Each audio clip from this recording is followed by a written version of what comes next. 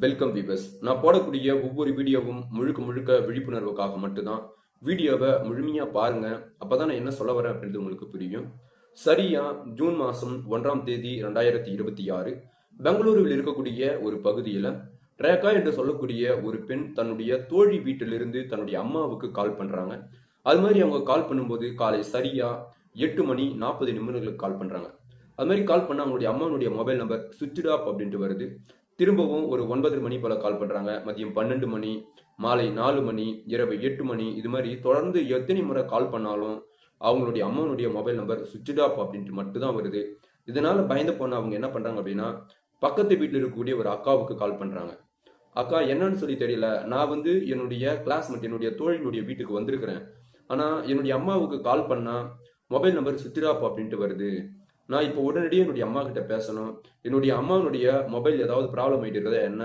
நீங்க கொஞ்சம் வீட்டாண்ட போயிட்டு பாருங்க. பார்த்துட்டு உங்களுடைய மொபைல் போன் என்னுடைய அம்மா கிட்ட கொடுங்க. நான் அவங்க கிட்ட பேச போறேன் அப்படின்றாங்க.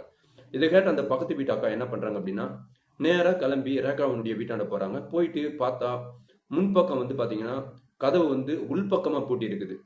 ஆனா இவங்க அந்த கதவு தட்டி பாக்குறாங்க. எவ்வளவு நேரம் தட்டி பார்த்தும் உள்ள இருக்கக்கூடிய சைட்ல இருந்து எந்த ரெஸ்பான்ஸும் வரல. இதனால அவங்க ஜன்னல் ஓரமா போயிட்டு அந்த ஜன்னலை திறந்து பாக்குறாங்க. பார்த்ததுமே அவங்களுக்கு தூக்கி வாரி போட்டுருது. அவங்க பார்க்கக்கூடிய காட்சி அது மாதிரியான ஒரு காட்சி. என்ன அப்படின்னா, ரேகாவினுடைய அம்மா தான் லட்சுமி. அவங்களுக்கு சரியா 39 வயசு. அந்த பெண்மணி அவங்களுடைய வீட்டுல ரத்த வெள்ளத்துல துடி துடிச்சு உயிர் இறந்திருக்கிறாங்க அப்படின்ற விஷயம் தெரிய வருது. உடனடியா ரேகாவுக்கு கால் பண்ணி, உன்னுடைய அம்மா உங்களுடைய வீட்டுல ரத்த வெள்ளத்துல இறந்து கிடக்குறாங்க, நீ உடனடியா கிளம்பி வாங்க அப்படின்றாங்க. இதை கேட்ட ரேகா உடனடியா நேரா தன்னுடைய வீட்டுக்கு வராங்க. வீட்டுக்கு பார்த்தா முன்பக்கம் கதவு உள் பக்கமா பூட்டி இருக்கிறதுனால ஸோ டைரக்டா போக முடியல. உடனடியா போலீஸ் ஸ்டேஷன் கால் பண்ணி போலீஸ் வர வைக்கிறாங்க. போலீஸ் அந்த முன்பக்க கதவை உடைச்சி உள்ள போறாங்க. உள்ள போயிட்டு பார்த்தா அந்த பக்கத்து வீட்டு அக்கா சொன்ன மாதிரியே லட்சுமி என்று சொல்லக்கூடிய 39 வயது நிரம்பிய ரேகாவுடைய அம்மா தலையில பயங்கரமான காயம் ஏற்பட்டு அளவுக்கு அதிகமான ரத்தம் வெளியேறி அவங்க ரத்த வெள்ளத்தில் துடி துடிச்சு இறந்திருக்கிறாங்க அப்படின்ற விஷயத்த கண்டுபிடிக்கிறாங்க. அதோடு மட்டும் இல்லாம போலீஸுக்கு இன்னொரு டவுட் என்ன அப்படின்னா, இறந்து போன லட்சுமி நல்லா பணக்காரம், அவங்க நல்ல ஒரு பணக்கார பெண்மணி. அவங்க வீட்டுல தனிமையா இருக்கிறதுனால யாராவது திருடையானா அந்த வீட்டுல அத்துமீறி உள்ள நுழைஞ்சி அவங்கள கொலை பண்ணி அவங்க வீட்டுல ஏதாவது பணமோ அல்லது நகையோ திருடியும் போயிருப்பான் அப்படின்ற கோணத்திலையும் அந்த வீடு ஆய்வு பண்றாங்க. அது மாதிரி ஆய்வு பண்ணும்போது அவங்களுக்கு பெருசா சொல்லிக்கிற மாதிரி எந்த தடயமும் கிடைக்கல. அதே மாதிரி லட்சுமி அவங்களுடைய பீரோ உள்ளிட்ட ஒரு குறிப்பிட்ட பகுதியில பணம்லாம் வைப்பாங்க இல்லையா, அந்த பகுதியில என்னென்ன வச்சவங்களோ அதெல்லாம் அப்படியே தான் இருக்குது. அப்படின்னா திருடை யாரும் அந்த வீட்டுல நுழையில, வேற ஏதோ ஒரு விஷயம் நடந்திருக்குது அப்படின்ற மாதிரி போலீஸுக்கு புரிய வருது. இப்போ அங்கு ரத்த வெள்ளத்தில் இறந்து கிடந்த லட்சுமியை என்ன பண்றாங்க அப்படின்னா அட்டாப்சி ரிப்போர்ட் கொண்டு போறாங்க. அது மாதிரி அட்டாப்சி பண்ணும்போது தகவல் என்ன வருது அப்படின்னா, லட்சுமி யாரோ ஒரு நபரால் புச்சி தள்ளி, அதாவது 2 பேருக்கு ஏதோ சண்டை ஏற்படுது. அந்த சண்டையில ஒருத்தரை தள்ளிடுறாங்க. அது மாதிரி தள்ளும் போது லட்சுமியினுடைய இந்த மண்டை பகுதி நேரா போயிட்டு ஒரு கூர்மையான ஒரு பகுதியில வெட்டின மாதிரி வெட்டினதுனால, ஸோ அங்க அதாவது கரெக்டா வெட்டினதுனால அளவுக்கு அதிகமான, அதாவது நல்ல காயம் ஏற்பட்டு ரத்தம் வெளியேறி மயக்க நிலையில் இருக்கும்போது கொஞ்சம் கொஞ்சமா ரத்தம் வெளியேற அப்படியே அவங்களுடைய உயிர் போயிருக்குது அப்படின்ற விஷயம் தெரிய வருது. இந்த அட்டாப்சி ரிப்போர்ட்டில் இருந்து இறந்து போன லட்சுமிய யாரோ ஒருத்தர் பிச்சு தள்ளி தான் அவங்க வெட்டி தான் ரத்தம் வெளியே போய் தான் அவங்க இறந்துருக்கிறாங்க அப்படின்ற எந்த ஒரு விஷயம் மட்டும் தான் வருது. மற்றபடி நம்ம மற்ற வீடியோல பார்ப்போம் இல்லையா, ஸோ உடலூர் கொண்டது இது மாதிரியெல்லாம் எந்த சம்பவம் எதுவுமே கிடையவே கிடையாது. இப்ப போலீஸ் என்ன பண்றாங்க அப்படின்னா, அந்த வீட்டை சுத்தி, அதாவது லட்சுமியுடைய வீட்டை சுத்தி ஸோ ஏதாவது தடையும் எதுனா கிடைக்குதா அப்படின்னு சொல்லி பார்க்கும்போது அந்த வீட்டில் இருந்து சுமார் வெறும் 100 மீட்டர் தூரத்தில் ஒரு புதர் போன்ற ஒரு அமைப்பு இருக்குது. அந்த பகுதியில நிறைய சுமார் ஒரு 50க்கும் மேற்பட்ட ஆணுரைகள் இருக்கிறத பாக்குறாங்க. பார்த்து ஸோ அந்த ஆணுரைகள் எல்லாம் ஆனா அட்டாப்சி ரிப்போர்ட் என்ன சொல்லுது, லட்சுமி யாரு கூட உடலுறவு கொள்ற அப்படின்றதும். ஆனா அந்த சைட்ல அவங்க வீட்டாண்டு ஒரு 100 மீட்டர் தூரத்திலேயே சுமார் 50க்கும் மேற்பட்ட ஆணுரைகள் இருக்கிறத பார்த்த போலீஸ் ஒரே கன்ஃபியூஸ் ஆகிறாங்க. என்னடா இது, இவங்க உடலுறவு கொள்ளல அப்படின்னு சொல்லி அட்டாப்சி ரிப்போர்ட் வருது, ஆனா இங்க ஆணுரை இருக்குது, இது எதுவுமே புரியலையே அப்படின்ற மாதிரி யோசிக்கிறாங்க. பிறகு அங்க இருக்கக்கூடிய ஒரே ஒரு பெண்மணி யார் அப்படின்னா ரேகாவை கூப்பிட்டு விசாரணை மேற்கொள்றாங்க. அது மாதிரி விசாரணை மேற்கொள்ளும் போது ரேகா என்ன சொல்றாங்க அப்படின்னா, என்னுடைய அம்மாவை பார்த்து நான் 2 நாள் ஆகுது. ஏன் அப்படின்னா, நான் என்னுடைய தோழிக்கு ஏதோ ஒரு உடம்புல ப்ராப்ளம் அப்படின்றதுனால நான் அவளை பக்கத்துல இருந்தே பார்த்துக்கணும் அப்படின்ற எண்ணத்துல எனக்கு கால் பண்ணி கூப்பிட்டா. நான் ஒரு 2 நாளைக்கு முன்னாடி போயிட்டேன். போன முதல் நாள் என்னுடைய அம்மா கிட்ட நான் பேசினேன். போகும்போது என்னுடைய அம்மா தான் என்னை வழி அனுப்பி வச்சாங்க. முதல் நாள் போனேன், என்னுடைய அம்மா கிட்ட நான் பேசினேன். ஆனா 2வது நாள் கால் பண்ணும்போது என்னுடைய அம்மாவுடைய மொபைல் நம்பர் சுவிட்ச் ஆஃப் அப்படின்னு சொல்லி வருது. மற்றபடி எனக்கு வேற எதுவும் தெரியாது. அதே மாதிரி என்னுடைய அப்பா எங்களை விட்டு போய் சரியா ஒரு 4 வருடங்கள் ஆகுது. என்னுடைய அம்மா என்னுடைய அப்பா இறந்துட்டாரு அப்படின்னு சொல்லி தான் சொல்லியிருக்கிறாங்க. என்னுடைய அப்பா இறந்தது கூட எனக்கு தெரியாது அப்படின்ற மாதிரியும் ஒரு சில விஷயங்களை சொல்றாங்க. இதை கேட்கும்போது போலீஸுக்கு ஒரு டவுட் என்ன அப்படின்னா, ரேகாவுக்கு 19 வயசு.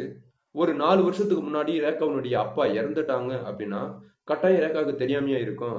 அப்போ இங்க ஏதோ ஒரு ட்விஸ்ட் இருக்குது அப்படின்ற ஒரு விஷயத்த மட்டும் போலீஸ் நோட் பண்ணிக்கிறாங்க. நோட் பண்ணிட்டு சரி, ரேகா உங்களுடைய அம்மாவுக்கு சொந்தங்கள் பந்தங்கள் இது மாதிரி யார் இருக்கிறாங்க, அதே மாதிரி எதிரிகள் அப்படின்னு சொல்லி யார் இருக்கிறாங்க. ஏன் அப்படின்னா பேசிக்காவே இவங்க வந்து ஒரு நல்ல பணக்கார குடும்பத்தை சார்ந்தவங்க. இது மாதிரி அதாவது எதிரிகள் அப்படின்னு சொல்லி யாராவது இருக்கிறாங்களா அப்படின்னு சொல்லி கேட்கும்போது அதற்கு ரேகா என்ன சொல்றாங்க அப்படின்னா, எதிரிகள் அப்படின்னு சொல்லி எல்லாம் யாருமே கிடையாது. ஆனா என்னுடைய அம்மாவுக்கு ஆகாத ஒரு சில நபர்கள் இருந்தாங்க. ஆனா அவங்கள எதிரிகள் அப்படின்ற மாதிரி நம்ம சொல்லிட முடியாது. ஸோ அடிக்கடி சின்ன சின்ன சண்டைகள் ஏற்படும். அப்புறம் எதுவும் தெரியாத மாதிரி திரும்ப பேசுற மாதிரி இருப்பாங்க. அவ்வளவுதான் அப்படின்றாங்க. அப்படின்னா உங்களுடைய அம்மாவை யாரோ வந்து புச்சி தள்ளி தான், அதாவது புஷ் பண்ணி தள்ளி விட்டதுல அவங்களுடைய மண்டை போயிட்டு ஒரு கிரைனைட் கல்ல இடிச்சு அதுல இருந்து அவங்க மயக்க நிலைக்கு போயிட்டு ரத்தம் வெளியேறி இறந்திருக்கிறாங்க அப்படின்ற மாதிரி ரிப்போர்ட் வருது. அப்படின்னா உன்னுடைய அம்மாவை உங்களுடைய வீட்டில் புச்சி தள்ளினது யாரு, அதாவது அந்த புஷ்பட்டி தள்ளி விட்டாங்கன்னு சொன்னேன் இல்லையா, அதை பண்ணது யாரு அப்படின்ற ஒரு கேள்வி கேட்கும்போது ரேகாவுடைய ஃபேஸ் அப்படியே வந்து பாத்தீங்க அப்படின்னா மாற ஆரம்பிக்குது. இப்போ நீங்க எதற்கு ஒரு மாதிரி பதட்டம் ஆகுறீங்க, நீங்க ஏதாவது உங்களுடைய அம்மாவை எதனா தள்ளி விட்டீங்களா அப்படின்னு சொல்லி கேக்குறாங்க போலீஸ்.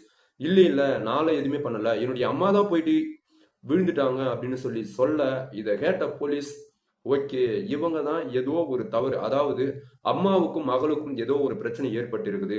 இதுல ஒருத்தருக்கு ஒருத்தர் வாக்குவாதத்துல ஒருத்தரை தள்ளி விட்டு இருக்கிறாங்க.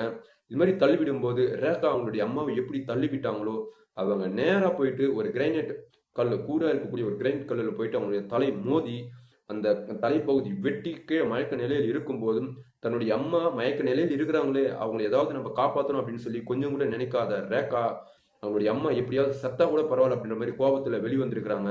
கொஞ்ச நேரத்துல அவங்களுடைய மண்டை வெட்டி அளவுக்கு அதிகமான ரத்தம் கொஞ்சம் கொஞ்சமா வெளியேறி அவங்க உயிர் பிரிஞ்சிருக்கிறாங்க அப்படின்ற விஷயத்த போலீஸ் ரேகாவினுடைய வாயிலிருந்து அந்த உண்மையை வர வைக்கிறாங்க. ஆனா ரேகா என்ன சொல்றாங்க அப்படின்னா, நான் அந்த வீட்டை விட்டு வெளியே வரும்போது, அதாவது எனக்கும் என்னுடைய அம்மாவுக்கும் இடையே ஏற்பட்ட சண்டையில என்னுடைய அம்மாவை நான் தள்ளி விட்டு அங்கிருந்து வரும்போது என்னுடைய அம்மாவுக்கு உயிர் இருந்தது. இன்னும் கொஞ்ச நேரத்தில், அதாவது ஒரு 2 மணித்துளிகள் ஒரு 2-3 நிமிஷத்துல என்னுடைய அம்மா எழுந்து எப்பவும் போல இருப்பாங்க அப்படின்னு சொல்லி நினைச்சேன். ஆனா இறந்துருவாங்க அப்படின்னு சொல்லி என்னால அதாவது நினைச்சு கூட பார்க்க முடியல. ஒரு 20 நிமிஷம் கழிச்சு நான் திரும்ப என்னுடைய வீட்டை வந்து பார்த்தா என்னுடைய அம்மா இறந்து கிடந்தாங்க. என்னால இதை நம்பவே முடியல. நான் அப்பயும் பயங்கரமா அழுதேன். இப்போ இந்த விஷயம் வெளியே தெரிஞ்சிருமோ, பெத்த அம்மாவை மகளே கொலை பண்ணிட்டா அப்படின்னு சொல்லி இந்த சமூகம் என்ன தவறா பேசுமோ என்னவோ அப்படின்ற எண்ணத்துல நான் உடனடியா என்ன பண்ணேன் அப்படின்னா, உள்பக்கம் கதவு போட்டப்பட்ட நிலையில் வெளிப்பக்கம் இருக்கக்கூடிய கதவை லாக் பண்ணிட்டு என்னுடைய தோழினுடைய வீட்டுக்கு நான் போயிட்டேன் அப்படின்ற மாதிரி சும்மா சகஜமா அவங்க அந்த ஒரு சில வாக்குமூலத்தை சொல்றாங்க. இதை கேட்டதுமே போலீஸ் அப்படியே ஆடி போயிடுறாங்க. சரி, உன்னுடைய அம்மாவுக்கும் உனக்கும் என்ன பிரச்சனை, எதற்காக உன்னுடைய அம்மாவுக்கும் உனக்கும் இந்த சண்டை ஏற்பட்டு நீங்க ஏன் உன்னுடைய அம்மாவை தள்ளி விட்டீங்க, இதுக்கு மட்டும் நீங்க அந்த காரணம் மட்டும் சொன்னா போதும் அப்படின்ற மாதிரி சொல்றாங்க. இதை கேட்ட ரேகா மொத்த விளக்கமும் முழுசா சொல்றாங்க. அதாவது இது வாக்குமூலம் அப்படின்னு சொல்லி கூட எடுத்துக்கலாம். என்னுடைய பேர் ரேகா, எனக்கு வந்து 19 வயசு ஆகுது. நான் வந்து பக்கத்தில் இருக்கக்கூடிய ஒரு கல்லூரியில 2ஆம் வகுப்பு, அதாவது 2ஆம் ஆண்டு கல்லூரி நான் படிச்சுட்டு இருக்கிறேன். அதே மாதிரி என்னுடைய அம்மாவினுடைய பெயர் லட்சுமி, அவங்களுக்கு சரியா 39 வயசு ஆகுது. ஒரு 4 வருஷத்துக்கு முன்னாடி என்னுடைய அப்பா இறந்துட்டாங்க அப்படின்னு சொல்லி என்னுடைய அம்மா சொல்லிதான் எனக்கே தெரியும். இது மாதிரி இருந்த எங்களுக்கு நாங்க மிகப்பெரிய பணக்காரர். ஏன் அப்படின்னா வங்கி சேமிப்புல மட்டும் கிட்டத்தட்ட அவங்க ஒரு 80-70 லட்சம் ரூபாய்க்கு மேல காசு வந்து போட்டு வச்சிருக்காங்க. அதுல வரக்கூடிய அந்த வட்டி காசு அதை வச்சியும், அதே மாதிரி பெங்களூரு சிட்டி பல்வேறு பகுதிகளில் கடைகளை நிறைய வந்து வாடகைக்கு விட்டு இருக்கிறாங்க. அந்த வாடகையிலிருந்து வரக்கூடிய பணத்தை வச்சியும் இவங்க வாழ்க்கை பயங்கர சந்தோஷமா எந்த விதமான ஒரு குறையும் இல்லாம ரொம்ப ஜாலியா என்ஜாய் பண்ணிருக்கிறாங்க ரேகா. இது மாதிரி என்ஜாய் பண்ணும்போது தான் அதாவது பார்ட்டி, பீச்சு, இது மாதிரி பல்வேறு விதமான இடத்துக்கள் எல்லாம் போகும்போது இவங்களுடைய கிளாஸ்மேட்லயே படிக்கக்கூடிய அர்ஜுன் மற்றும் விக்ரம் என்று சொல்லக்கூடிய 2 நபர்கள் இவங்களுக்கு பழக்கம் ஆகுறாங்க. அந்த 2 நபர்களும் இவங்களுடைய கிளாஸ்மேட் தான். அவங்களுக்கு 2 பேரையும் வந்து தன்னுடைய வீட்டுக்கே வந்து வர வைக்கிறது, அவங்களுடைய அம்மா கிட்ட இன்ட்ரடியூஸ் பண்ணி வருது, அவங்க என்னென்ன கேட்கறாங்களோ அது எல்லாத்தையுமே அவங்களுடைய அம்மா செய்து கொடுக்கறது. இதே மாதிரி இவங்களுடைய என்ஜாய்மெண்ட் அப்படின்றது ரொம்ப ஜாலியா போயிட்டு இருக்குது.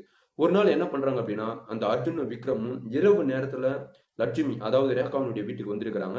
அப்ப ரேகா என்ன பண்றாங்க அப்படின்னா, ஒரு பக்கத்துல அவங்களுடைய நண்பர்கள் 2 பேரையும், இன்னொரு பக்கத்துல இவங்களும் வந்து தனியா படுத்து உறங்கி இருக்கிறாங்க. அப்போ லட்சுமி என்ன நினைக்கிறாங்க அப்படின்னா, ஒரு சூப்பரான ஃப்ரெண்ட்ஷிப் இவங்க, நல்ல நண்பர்கள் அப்படின்ற மாதிரி நினைக்கிறாங்க. இதே மாதிரி ஒரு முறை 2 முறை அது மாதிரி பல முறை திரும்ப திரும்ப வந்ததுல, அதாவது ஒரு விஷயம் சொல்லுவாங்க இல்லையா, ஸோ பஞ்சும் நெருப்பும் பக்கத்துல இருந்தா பத்திக்கு அப்படின்ற மாதிரி ஒரு கட்டத்துல என்ன ஆகுது அப்படின்னா, விக்ரம் மற்றும் அர்ஜுன் இவங்க 2 பேருமே ரேகாவை வந்து லவ் பண்ண ஆரம்பிக்கிறாங்க. இவங்க 3 பேருக்கும் ஒரு கனெக்ஷன், அதாவது இவங்க 2 பேர் வந்து அட்ஜஸ்ட் பண்றது, இவன் விட்டு கொடுக்கறது அல்லது அவன் விட்டு கொடுக்கறது அது அப்பாற்பட்ட விஷயம். இப்போ 2 பேருமே ஜாலியா இருக்கலாம், அதாவது ஒரே பெண்ணோ கூட 2 பேருமே ஜாலியா இருக்கலாம் அப்படின்ற மாதிரி ஒரு டைப் வச்சுட்டு அவங்க என்ன பண்றாங்க அப்படின்னா, ரேகாவை அவங்க எங்கெங்கெல்லாம் அழைக்கிறாங்களோ அங்க எல்லாமே ரேகா போறது, சொந்தமா கார் வச்சுட்டு இருக்கிறாங்க. ஸோ 3 பேரும் அவங்க விரும்பிய இடத்துக்கு போறது, இதே மாதிரி அவங்களுடைய என்ஜாய்மெண்ட் அப்படின்றது போயிட்டே இருக்குது. ஒரு கட்டத்துல லட்சுமி சும்மா உட்காந்து யோசிக்கிறாங்க, தன்னுடைய மகள் முன்ன மாதிரி இல்ல. ஏன் அப்படின்னா, அப்பெல்லாம் கல்லூரி முடிச்சுட்டு வந்தா அப்படின்னா தான் கூட ரொம்ப நேரம் உட்காந்து டைம் ஸ்பெண்ட் பண்ணுவா. எப்போ இந்த விக்ரம் மற்றும் அர்ஜுன் அப்படின்ற இந்த 2 நபர்கள் கிடைச்சாங்களோ, இவங்க வந்ததுல இருந்து நம்ம கிட்ட மூஞ்சி முகம் கொடுத்து கூட சரியா பேசுறது இல்ல.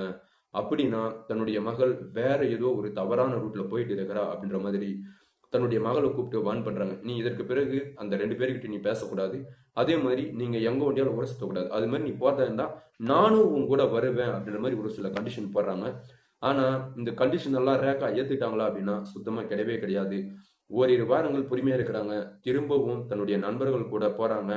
போயிட்டு என்ன பண்றாங்க அப்படின்னா, லாட்ஜ் புக் பண்ணி 3 பேரும் உடலுறவு இருப்பாங்க. அதாவது ஒரே ஒரு பெண்மணி, 2 ஆண்கள். இவங்க 3 பேர் வந்து பாத்தீங்க அப்படின்னா ஒரே நேரத்துல மாறி மாறி உடலுறவு கொள்றாங்க ரேகா. இந்த விஷயம் எப்படியோ லட்சுமிக்கு தெரிய வருது. ஏன் அப்படின்னா, லட்சுமி அப்படின்றவங்க நிறைய இடத்துல வாடகை விட்டு இருக்கிறான்னு சொன்னேன் இல்லையா, கடைகளை கட்டி. அது மாதிரி இருக்கக்கூடிய கடையில் வேலை செய்யக்கூடிய, அதாவது ஒரு மெடிக்கல் ஷாப் ஒருத்தர் வச்சிருக்கிறாரா. அவர் பேர் வந்து ராஜேஷ். அவர் என்ன பண்ணிருக்கிறாருன்னா, இந்த லட்சுமியுடைய மகள் ரேகா இந்த 2 பசங்களோடு ஒரு லாட்ஜில் போயிட்டு வரதை பார்த்து உடனடியா போன் பண்ணி லட்சுமி கிட்ட, உன்னுடைய மகள் இது மாதிரி வந்து போறா 2 பசங்களா கூட அப்படின்னு சொன்னதுமே லட்சுமிக்கு திரும்ப வந்து கோபம் ஏற்படுது. தன்னுடைய மகள் வீட்டுக்கு வந்ததும், நான் ஏற்கனவே உனக்கு நான் வான் பண்ணியிருக்கிறேன், நீ திரும்ப எதற்கு அந்த பசங்களோட ஊரை சுத்திட்டு இருக்கிற, நீ இருந்த லட்சணத்தை இங்க, அதாவது என்னுடைய வேலைக்காரர், அதாவது நம்ம கடை வந்து பாத்தீங்க அப்படின்னா வாடகை இருக்கக்கூடிய மெடிக்கல் ஷாப் வச்சிருக்கக்கூடிய அந்த ராஜேஷ் அப்படின்றவர் எனக்கு கால் பண்ணி சொல்றாரு, நீ திரும்ப இதே மாதிரி பண்ணிட்டு இருந்த அப்படின்னா இது நல்லது இல்லை, அவ்வளவுதான் அப்படின்ற மாதிரிறாங்க. இப்போ ஸோ தொடக்கத்துல வீட்டுக்கு வந்திருந்தாங்க அவங்க 2 நபர்களும், அதே மாதிரி இப்ப லாட்ஜில் போயிட்டு உடலுறவு கொள்றாங்க. ஸோ அதுக்கும் வந்து அவங்க அம்மா ஒத்துக்கல. வீட்டுக்கு வந்தாலும் ஒத்துக்கல, லாட்ஜுக்கு போனாலும் ஒத்துக்கல. அப்படின்னா இதற்கு பிறகு அம்மாவுக்கு தெரியாம இரவு நேரத்துல மட்டும்தான் நம்ம அவங்களோடு தொடர்பு வச்சுக்கணும் அப்படின்ற மாதிரி நினைச்ச ரேகா இப்போ தன்னுடைய வீட்டாண்டில் இருந்து சுமார் ஒரு 100 மீட்டர் தூரத்தில் இருக்கக்கூடிய ஒரு அடர்ந்த புதர் பகுதி ஒன்று இருக்கு. அந்த புதர் பகுதியினுடைய நடுப்பகுதி மட்டும் இவங்க வந்து கொஞ்சம் ஒரு நாள், அதாவது சீர் பண்றாங்க. ஏன் அப்படின்னா அவங்களுக்கு தேவைப்படும் அப்படின்றதுனால அந்த இடத்த வந்து சீர் செய்யறாங்க. இப்போ சரியா இரவு 12:40 ஆகுது. ரேகா என்ன பண்றாங்க அப்படின்னா, தன்னுடைய வீட்டிலிருந்து எழுந்து ஒரு ஏணி ஒன்று எடுத்து அவங்களுடைய சுவர் மீது, அதாவது அந்த இது போட்டிருப்பாங்க இல்லையா காம்பவுண்ட் சுவர், அந்த காம்பவுண்ட் சுவரை விட்டு ஒரு ஏணி ஒன்று போறாங்க. ஏணி போட்டு இந்த பக்கத்திலிருந்து ஏறி அந்த பக்கம் வந்து இறங்குறாங்க.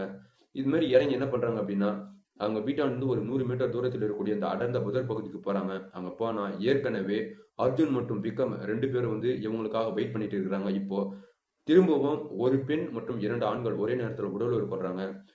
இது மாதிரி பல நாட்கள் போக போக ஒரு நாள் அதாவது ரேகா என்ன பண்றாங்க அப்படின்னா, தன்னுடைய அம்மா கிட்ட, நீங்க தூங்குமா, எனக்கு என்னன்னு சொல்லி தெரியல, எனக்கு தூக்கமே வரல, நான் தூக்கம் வந்த பிறகு நான் தூங்குறேன் அப்படின்ற மாதிரி உட்காந்து ரொம்ப நேரம் வீட்டுல டிவி பார்த்துட்டு இருக்கிறாங்க. அப்பொழுது சரியா மணி 1:30, அதாவது இரவு 1:30 மணி ஆகுது. அந்த நேரத்துல டிவி பாட்டு ஓடிட்டே இருக்குது. அசந்து எழுந்த லட்சுமி தன்னுடைய மகள் ரேகாவை காணுமே அப்படின்னு சொல்லி பார்க்கும்போது ரேகா என்ன பண்றாங்க அப்படின்னா, இந்த பக்கம், அதாவது உள்பக்கம் ஏணி மேல ஏறிட்டு அந்த ஏணியை தூக்கி அந்தாண்டு பக்கம் காம்பவுண்ட்ல அந்தாண்டு பக்கம் போட்டு அங்கிருந்து இறங்குற விஷயத்த ஜன்னல் இருந்து பாக்குறாங்க. பார்த்துட்டு திரும்ப வந்து பாத்தீங்க அப்படின்னா, இந்த மாடி வீடு அப்படின்றதுனால 2வது மாடி ஏறி பார்த்தா இந்த பெண்மணி அந்த அடர்ந்த புதர் பகுதியில் இருக்கக்கூடிய ஏற்கனவே 2 பசங்க அவங்க வந்து வெயிட் பண்றதும், இந்த பெண்மணி அவங்களோட போயிட்டு உடலுறவு கொள்றதையும் பார்த்து பயங்கரமான ஒரு மன உளைச்சலுக்கு ஆளாகிறாங்க. ஸோ என்னடா இது, நம்ம பிறந்தது ஒரே ஒரு மகள், நம்ம குடும்பம் வாழ்க்கை சந்தோஷம் நிம்மதி எல்லாமே தன்னுடைய மகள்னு மட்டும் தான் இருந்தோம். ஆனா இவன் இது மாதிரி ஒரு தவறான முறையில போயிட்டாலே அப்படின்ற மாதிரி பயங்கரமா மன வேதனைக்கு ஆளாகிறாங்க. இப்போ மறுநாள் பொழுது விடியுது. பொழுது விடிஞ்சதுமே காலை நேரத்துல ரேகாவை கூப்பிடுறாங்க. நைட்டு நீ என்ன பண்ண? நான் சரியா ஒரு 1:30 மணி போல நான் எழுந்தேன். அப்ப டிவி மட்டும் ஓடிட்டு இருந்தது. நீ ஆள் இல்லையே வீட்டுல, எங்க போயிருந்த அப்படின்னு சொல்லி கேட்கும்போது, ஆமா உனக்கு என்ன வந்தது? அர்ஜுனும் விக்ரம 2 பேர் வந்திருந்தாங்க. அங்க போயிட்டு நான் அவங்களோட சந்தோஷமா உல்லாசத்தில் இருந்தேன் அப்படின்ற மாதிரி சொல்றாங்க. நான் ஒரு பெத்த தாய் என்கிட்ட சொல்ற வார்த்தை இதெல்லாம். நான் எத்தனை முறை கண்டிச்சு நீ மாறவே இல்லையா அப்படின்ற மாதிரியும், இதற்கு பிறகு நீ அவங்களோடு இது மாதிரி தவறா நடந்துட்டு அப்படின்னா நான் உயிரோடவே இருக்க மாட்டேன் அப்படின்ற மாதிரி மிரட்டி இருக்கிறாங்க. அதற்கு சடனா ரேகா அவங்களுடைய அம்மாவை பார்த்து என்ன சொல்லியிருக்கிறாங்க அப்படின்னா, நீ மட்டும் நான் யோகிமா, அந்த மெடிக்கல் ஷாப் வச்சிருக்கக்கூடிய ராஜேஷ் அங்கிளோட நீ மட்டும் நான் அப்படி இப்படின்னு இல்லையா, நீ மட்டும் கள்ளத்தொடர்பு வச்சில்லையா அப்படின்ற மாதிரி தன்னுடைய அம்மாவை திருப்பி கேட்டதுமே அவங்க எதிர்த்து திருப்பி ஒரு வார்த்தை கூட பேசுறதுக்கு அவங்களால முடியல. ஏன் அப்படின்னா அவங்களுடைய கணவன் இறந்து 4 ஆண்டுகள் கிட்ட ஆகுது. அதாவது கடைசி ஒரு 2 ஆண்டுகளா இந்த ராஜேஷ் அப்படின்னு சொல்லக்கூடிய அந்த நபரோடு இந்த பெண்மணி அடிக்கடி பேசுறதும் அவரோடு ஒரு குறிப்பிட்ட இடத்துக்கு போறது வர்றதுமா இருக்க, இதை பார்த்த ரேகாவுக்கு தன்னுடைய அம்மா நடத்த கட்டவ, ஒரு சரியில்லாதவ அப்படின்னு மாதிரி நினைச்சு அவங்களுடைய அம்மாவை இந்த கேள்வி கேட்கறாங்க. நீ மட்டும் நான் யோகியமா, நீ போயிட்டு வேலை மயிர பாரு அப்படின்ற மாதிரி சொல்ல, இதை கேட்ட லட்சுமிக்கு அப்படியே ஒரு நிமிஷம் அப்படியே ஆடி போகுது. ஆடி போயிட்டு உடனே என்ன பண்றாங்க அப்படின்னா, ராஜேஷ் பத்தி உனக்கு என்ன தெரியும், அவர் எப்பேற்பட்ட நல்லவர்னு தெரியுமா அப்படின்னா, உன் சர்டிபிகேட் நான் எதுவும் கேட்கல, நீ போயிட்டு வேலை பாரு, நான் எப்படின்னா யாரோ கூடனா எப்படின்னா நான் ஊரை சுத்துவேன், நீ என்ன கேட்கறதுக்கு ஆளே கிடையாது அப்படின்ற மாதிரி ரேகா தன்னுடைய அம்மாவை ஒரு கேவலமா பேச, உடனே லட்சுமி என்ன பண்றாங்க அப்படின்னா, வாய மூடு, ராஜேஷ் யார் தெரியுமா, நீ நினைக்கிற மாதிரி உன்னுடைய அப்பா இன்னும் சாகவே இல்லை, உன்னுடைய அப்பா நிறைய பேர்கிட்ட அளவுக்கு அதிகமா வேலை வாங்கி தரேன் அப்படின்னு சொல்லி பல்வேறு நபர்கள்கிட்ட இருந்து பல லட்சம் ரூபாய் பல கோடி ரூபாய் பணம் வாங்கிட்டு ஏமாத்திட்டு ஒரு இடத்துல போயிட்டு தலைமறைவா இருக்கிறாங்க. இப்போ உன்னுடைய அப்பாவுக்கும் அந்த ராஜேஷ் என்று சொல்லக்கூடிய அந்த நபருக்கும் தான் லிங்க் இருக்குது. அங்கிருந்து வரக்கூடிய ஒவ்வொரு சமிக்கை ஒவ்வொரு செய்திகளையும் ராஜேஷ் தான் என்கிட்ட வந்து சொல்றாங்க. அதாவது உங்களுடைய அப்பா என்னென்ன சொல்றாங்களோ என்னென்ன செய்யறாங்களோ அது எல்லாத்தையுமே ராஜேஷ் தான் கேட்டுட்டு வந்து ராஜேஷ் தான் என்கிட்ட சொல்றான். ஏன் அப்படின்னா இப்போ நான் டைரக்டா வந்து உங்களுடைய அப்பா கிட்ட பேசணும் அப்படின்னா அந்த பணம் கொடுத்தவங்கிட்ட எல்லார்கிட்டையும் லட்சுமி என்ன சொல்லியிருக்கிறாங்க அப்படின்னா, என்னுடைய கணவன் செத்து போயிட்டா அப்படின்ற மாதிரி நம்ப வச்சிருக்கிறாங்க. இப்போ உடனடியா அவர் உயிரா இருக்கிறாரு அப்படின்னு சொன்னா எல்லாரும் பணம் கேட்டு உங்களுடைய அப்பாவை சித்திரவதை பண்ணுவாங்க. ஆகையால் தான் நான் இவ்வளவு நாள் உங்களுடைய அப்பா இறந்துட்டாங்க அப்படின்னு சொல்லி ஊர் மக்களையும் நம்ப வச்சிருக்கிறேன், கடன் கொடுத்தாங்க இல்லையா அவங்களையும் நம்ப வச்சிருக்கிறேன், உன்னையும் நம்ப வச்சேன். ஆனா தேவையில்லாம அந்த ராஜேஷ் அண்ணனோடு என்னையும் ஒப்பிட்டு வச்சிருக்கேன். இதற்கு பிறகு நான் உயிரோடு இருந்தா என்ன இல்லா போனா என்ன அப்படின்ற மாதிரி தன்னுடைய மாறிலேயே தன்னுடைய கையை வச்சு அப்படியே குத்தும் போதுதான் எங்கிருந்து வந்ததுன்னு தெரியல ரேகாவுக்கு கோபம். நேரா வந்து அந்த கையை பிடிச்சு இழுத்து 2 பேருக்கும் ஒரு வாக்குவாதம் ஏற்படுது. அந்த வாக்குவாதத்துல ரேகா என்ன பண்றாங்க அப்படின்னா தன்னுடைய அம்மாவை இப்படி பிடிச்சி இழுக்கும் போது லட்சுமி என்ன பண்றாங்க அப்படின்னா நேரா போயிட்டு ஒரு கிரைனேட் கல்லு ஒன்று இருக்குது, அந்த கல்லு மேல கரெக்டா அவங்களுடைய தலை மண்டை போயிட்டு இடிச்சு அங்கிருந்து ரத்தம் சிந்தி கீழே விழுறாங்க. விழுந்ததுமே உடனே என்ன பண்றாங்க அப்படின்னா ரேகா உள்ள இருந்து சடனா வெளியே போயிட்டு இருக்கிறாங்க. இப்போ நம்ம இந்த ஓலத்துல இருக்கிறோம், நமக்கு பிறந்த ஒரே ஒரு மகள் கூட நம்மள என்னன்னு சொல்லி கேட்கலையே ஒண்ணு. இன்னொன்னு இப்போ அவங்களுடைய கணவன் தலைமறைவா இருந்ததை இவங்களுடைய வாயாலேயே உண்மையை சொல்லிட்டாங்க. 2 3வது ராஜேஷ் தான் அவங்களுடைய அப்பாவோடு தொடர்பு இருக்கிறாரு அப்படின்ற விஷயம் இவங்களுக்கு தெரிஞ்சதுனால இதற்கு பிறகு யாராவது கடன் கேட்டு வந்தா நேரா போயிட்டு ராஜேஷ் பிடிச்சா ராஜேஷ் வந்து அவங்களுடைய அப்பாவை பிடிப்பாங்க, அவங்களுடைய அப்பாவை மாட்டிப்பாங்க, நம்ம ஏடாகுடமா தப்பு பண்ணிட்டுமே தன்னுடைய மகள்கிட்ட எல்லா உண்மையும் சொல்லிட்டுமே அப்படின்ற மாதிரி நினைச்சு உடனே எழுந்து இவங்க என்ன பண்றாங்க அப்படின்னா 2வது 3வது முறை அப்படின்ற மாதிரி அந்த கிரைனட் கல்லிலேயே அப்படியே இடிச்சு இடிச்சுதான் அளவுக்கு அதிகமான ரத்தம் வெளியேறி கீழ் வந்து அந்த ரத்த வெள்ளத்துல அவங்களுடைய உயிரை விட்டு இருக்கிறாங்க. இது எல்லாமே எப்படி தெரிய வருது அப்படின்னா அந்த வீட்டுல பொருத்தப்பட்ட சிசிடிவி ஃபுட்டேஜ் மூலியமா தான் இது தெரிய வருது. இப்போ இதையெல்லாம் பார்த்த போலீஸ் என்ன பண்றாங்க அப்படின்னா, அப்போ உன்னுடைய அம்மாவை நீ தான் கொலை பண்ணிருக்கிறியா அப்படின்னு சொல்லி கேட்கும்போது, இல்ல சார், இது வந்து நீங்க நல்லா உற்று நோக்கினீங்க அப்படின்னா என்னுடைய அம்மா தற்கொலை பண்ணியிருக்கிறாங்க அப்படின்ற மாதிரி சொல்ல, இதை கேட்ட போலீஸ் இதுவோட நிக்குதா இல்ல வேற ஏதாவது நீங்க சொல்ல வரீங்களா அப்படின்னு சொல்லி ரேகா கிட்ட கேட்கும்போது, அப்பதான் சார் நான் ஒரு விஷயம் தெரிஞ்சுக்கணும். என்ன அப்படின்னா என்னை எப்போ பார்த்தாலும் 2 பேரும் ஃபாலோ பண்ணிட்டே இருப்பாங்க. ஒன்னு அர்ஜுன் மற்றும் விக்ரம். இவங்க 2 பேரும் என்னுடைய அம்மா இது மாதிரி வீட்டுல இறந்துருக்கிறாங்க அப்படின்னு ஒரு நேரத்துல கால் பண்ணி என்னுடைய அம்மாவை எங்கேயாவது கொண்டு போயிட்டு அடக்கம் பண்ணணும் அப்படின்னு அழைக்கும் போது இவங்க என்ன சொன்னாங்க அப்படின்னா, நான்லாம் வரமாட்டேன், உங்களுடைய வீட்டுக்கு நான் வந்தேன் அப்படின்னா ஒருவேளை உங்களுடைய அம்மாவை நீ கொலை பண்ண விஷயம் வெளியே தெரிய வந்தது அப்படின்னா அந்த கொலையில எங்களுக்கும் பங்கு இருக்குது அப்படின்னு சொல்லி நானும் உங்க கூட வந்துதான் களி சாப்பிடணும், சிறைக்கு போகணும், ஆகையால நாங்க வர முடியாது அப்படின்னு 2 பேருமே என்னை அவாய்ட் பண்ணாங்க. என்னை ஒரு அதாவது ஒரு கொலை குற்றவாளியா பார்த்தாங்க. அது என்னுடைய மனசை பயங்கரமா உடைச்சிடுச்சு. ஏன் அப்படின்னா என்னுடைய அம்மா பல முறை சொல்லியிருக்கிறாங்க அவனுங்களா கூட பழகாத பழகாத அப்படின்னு சொல்லி. ஆனா என்னுடைய அம்மாவனுடைய வார்த்தையும் மீறி நான் போனதுனால இப்போ நான் ஒரு கொலைக்காரியா நான் மாறிட்டேன். அவனுங்க 2 பேரும் நல்லவனுங்களா மாறிட்டானுங்க. அப்படின்ற மாதிரி சொல்லி என்னுடைய அன்பு தோத்து போயிடுச்சு. யார்கிட்ட அப்படின்னா அந்த புதுசா வந்த 2 பசங்க கிட்ட வச்சு அன்பு தோத்து போயிடுச்சு. என்னுடைய அம்மாவினுடைய அன்பு மட்டுமே என்ன ஜெயிக்க வச்சிருக்குது அப்படின்ற மாதிரி சொல்லி உடனே என்ன பண்றாங்க அப்படின்னா அந்த ராஜேஷ் அப்படின்னு சொல்லக்கூடிய அந்த நபரை பார்த்து என்னை மன்னிச்சிருங்க, நான் தேவையில்லாம உங்களையும் என்னுடைய அம்மாவையும் கம்பேர் பண்ணி நான் தப்பா பேசிட்டேன், அதனால என்னுடைய அம்மாவினுடைய உயிர் பிரிஞ்சிடுச்சு அப்படின்ற மாதிரி சொல்லியிருக்கிறாங்க. இதுல இன்னொரு ட்விஸ்ட் என்ன இருக்குது அப்படின்னா இவங்களுடைய அப்பா இதுவரை கைது செய்யப்படவே இல்லை. ஏன் அப்படின்னா அவரு ஏதோ ஒரு இடத்துல வந்து அவர் தலைமறைவா இருக்கிறாரு. பல பல நபர்கள் கிட்ட பல கோடி ரூபாய் வந்து கடன் வாங்கிட்டு அவர் எங்க தலைமறைவா இருக்காரு. அதற்கு பதிலாக ராஜேஷ் வந்து கைது பண்ணி வச்சிருக்காங்க. இதுல இன்னொரு ட்விஸ்ட் என்ன இருக்குது அப்படின்னு பாத்தீங்கன்னா இந்த ரேகாவோட பழகினாங்க இல்லையா அர்ஜுன் மற்றும் விக்ரம், இவங்க 2 பேரும் அதாவது ரேகாவுடைய அப்பாவுக்கு கடன் கொடுத்தவங்க, அதாவது அந்த ஏமாந்து போனாங்க இல்லையா அந்த நபர்கள் ஒருத்தர் கணேஷ்ராம் அப்படின்னு சொல்லக்கூடிய ஒரு நபருடைய 2 பசங்க. இவங்களுடைய அப்பா ஒரு 4 வருஷத்துக்கு முன்னாடி இறந்துட்டாங்க அப்படின்ற விஷயம் எல்லாருக்குமே சொல்லி நம்ப வச்சிருக்கிறாங்க. இருந்தாலும் கணேஷ்ராம் அப்படின்ற நபர் நம்பவே இல்லை. ஆகையால் தான் ஒரு வேலை ரேகாவுடைய அப்பா சாகல அப்படின்னா தன்னுடைய மகளை பார்க்கறதுக்கு வருவாங்க. அது மாதிரி வந்தாங்க அப்படின்னா அந்த விஷயத்தை நீங்க எனக்கு சொல்லணும் அப்படின்ற மாதிரி கணேஷ்ராம் சொல்லியிருக்கிறாரு. ஆனா ஏதோ ஒரு செயல்ல கணேஷ்ராம் இறந்து போயிருக்கிறாரு. இருந்தாலும் இந்த அர்ஜுனும் இந்த இவன் விக்ரமும் என்ன பண்றாங்க அப்படின்னா ரேகா எந்த கல்லூரியில போயிட்டு சேர்ந்தாங்களோ அதே கல்லூரியில போயிட்டு சேர்றாங்க. சேர்ந்து அவங்களா கூட நல்லா பழக்கம் ஏற்பட்டு அவங்களுடைய வீட்டுக்கு வர்றது, இரவு நேரத்துல அவங்க வீட்டாண்ட போறது. ஏன் அப்படின்னா ஒருவேளை இரவு நேரத்துல கூட அவங்களுடைய அப்பா வருவாங்க வீட்டாண்ட அப்படின்ற மாதிரி இரவு நேரத்துல அவங்க வீட்டாண்ட போயிட்டு இவனுங்க ஒரு பக்கம் ரேகாவை அனுபவிச்சாங்க அப்படின்னு சொல்றதை விட ரேகா அவங்களுடைய அப்பா வருவாங்களா அப்படின்ற மாதிரி பல இரவுகள் பல பகல்கள் அவங்களுடைய வீட்டாண்டே இருந்து வெயிட் பண்ணி ஒரு எப்படி சொல்றது அப்படின்னா ஒரு காவலர்கள் மாதிரி பார்த்துருக்குறாங்க. எப்போ வருவான் அவங்களுடைய அதான் ரேகாவுடைய அப்பா எப்போ வருவாங்க, அந்த நபரை பிடிச்சோம் அப்படின்னா நம்ம இழந்த அந்த பல லட்சம் ரூபாய் நம்ம திரும்ப வாங்கிடலாம் அப்படின்ற மாதிரி அவனுக்கு வந்து பாத்தீங்க அப்படின்னா ஒரு ஸ்பை மாதிரி இருந்திருக்கிறானுங்க. இந்த விஷயம் தெரியாத ரேகா அவனுங்க ரொம்ப உண்மையா இருக்கிறாங்க அப்படின்ற மாதிரி நம்பி ஒரே பெண் 2 ஆண்களோடு பல முறை உடலுறு கொண்டு தன்னுடைய வாழ்க்கையே அவங்க இழந்திருக்கிறாங்க ரேகா. இப்போ இந்த உண்மை எல்லாமே தெரிந்த பிறகு ரேகா கட்டாயம் வந்து ஒரு குற்றவாளி. என்னதான் அவங்களுடைய அம்மா ஒரு எப்படி சொல்றது அப்படின்னா அவங்களே இடிச்சு அதாவது தற்கொலையா இருந்தாலும் கூட அவங்களுடைய அம்மா இறப்பிற்கு காரணமா இருந்தது யார் அப்படின்னா ரேகா. ஸோ இருந்தாலும் குறைஞ்சபட்ச தண்டனையா அவங்களுக்கு கட்டாயம் ஏதாவது தண்டனை கிடைக்கும். இப்போ அவங்க வந்து ஒரு கொலை குற்றவாளி தான். இந்த கேஸ் வந்து இன்னும் போயிட்டு தான் இருக்குது, இன்னும் நிறைவடையல. இதுல ராஜேஷ் மட்டும் கைது செஞ்சிருக்கிறாங்க.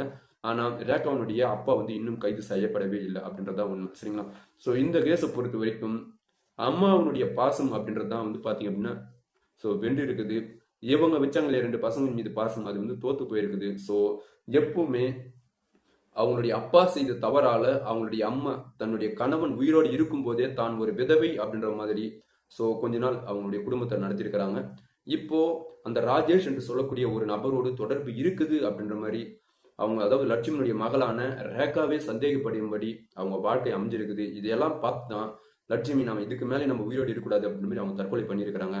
இதற்கு எல்லாத்துக்கும் காரணம் லட்சுமனுடைய கணவன் அந்த ஆள் வந்து அந்த 10,000 கோடி ரூபாய் கொள்ளைச்சான் இல்லையா அந்த ஒரே ஒரு பாவ செயல் தான் இந்த குடும்பம் நடுத்தெருவுக்கு வரதுக்கு காரணம். சரிங்களா? ஸோ நாம செய்யக்கூடிய ஒவ்வொரு பாவமும் ஒரு நேரத்தில் இல்லைன்னா ஒரு நேரத்துல கட்டாயம் நம்மளை தலைகுனிய வைக்கும் அப்படின்னு சொல்லி இவ்வளவு நேரம் இந்த வீடியோ பார்த்த அனைவருக்கும் நன்றி, வணக்கம்.